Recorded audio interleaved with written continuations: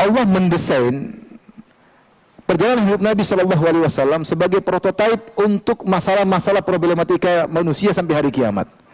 Sehingga bagaimana dibuat rangkaian kehidupan Nabi, sehingga apa yang kita perlukan ada dalam sirah Nabi Shallallahu Alaihi Wasallam. Sampai ketika berbicara tentang sebagai kepala negara, yang ini lihat bagaimana kondisi negara Islam sampai dijelaskan secara detail dalam sirah Nabi Shallallahu Alaihi Wasallam. Bagaimana ketika Nabi Shallallahu Alaihi Wasallam masih di Mekah, bagaimana ketika kaum muslimin diintimidasi, dibunuh, apa yang Nabi lakukan ada pembahasannya. Terus bagaimana hijrah ke negara lain yang ternyata lebih baik meskipun negara kafir, maka Rasulullah SAW menyuruh untuk berhijrah ke mana? Ke negeri Habasyah.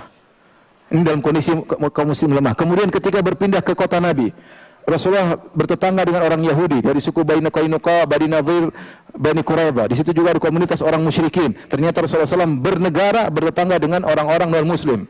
Maka dibuatlah namanya Piagam Madinah, Wafiqatul Madinah. Bagaimana aturan kenegaraan antara orang-orang berbeda agama dalam satu negara, dalam bela negara, ada aturan-aturannya. Kemudian bagaimana terjadi pengkhianatan, mulai dari Bani Qainuqa berkhianat, kemudian diusir, kemudian Bani Nadir berkhianat, kemudian bagaimana pengkhianatan Bani Quraidah ketika berkhianat, ketika kaum muslimin sedang dikepung oleh 10.000 pasukan dalam perang Ahzab, sehingga mereka harus dibunuh. Kenapa ini Bani Qainuqa, Bani Nadir diusir, kok Bani Quraidah dibunuh? Dibahas oleh para ulama. Ini bagaimana hubungan negara Islam dengan negara non-muslim dalam posisi negara Islam dalam kondisi lemah, dalam posisi perang. Maka ada perang Badar, ada perang Uhud, ada perang apa? Khandaq. Kemudian juga ternyata ada hubungan kenegaraan dengan namanya perdamaian, ada namanya perjanjian Al-Hudaybiyah, perdamaian antara kaum muslimin dengan negara kafir, ada juga hubungan. Kemudian juga ada koalisi ketika terjadi perjanjian ketika Fatu Makkah, ketika perjanjian Hudaybiyah antara kaum muslimin dengan Quraisy. Ketika itu ada dua suku musyrik yang bertengkar.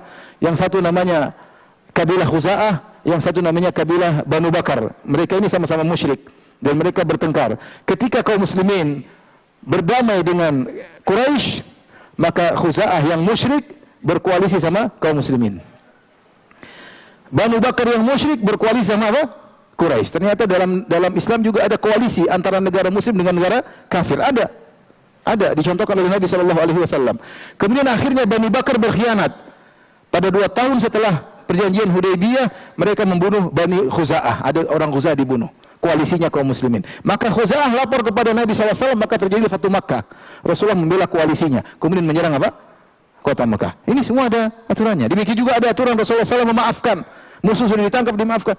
Untuk urusan kenegaraan saja, detail.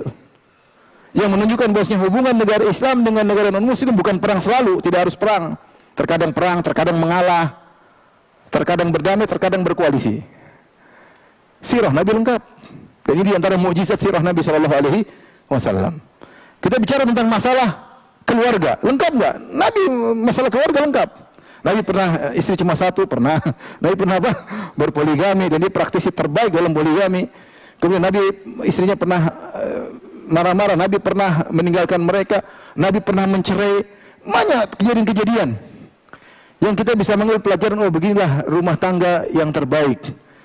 Maka di antara mukjizat maknawi milik Nabi SAW, mukjizat sirahnya.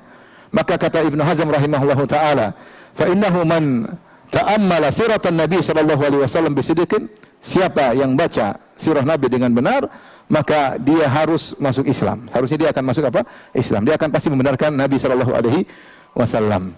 Sehingga Islam tidak menerima sekularisme. Kenapa? Karena hukumnya lengkap, komprehensif, tidak perlu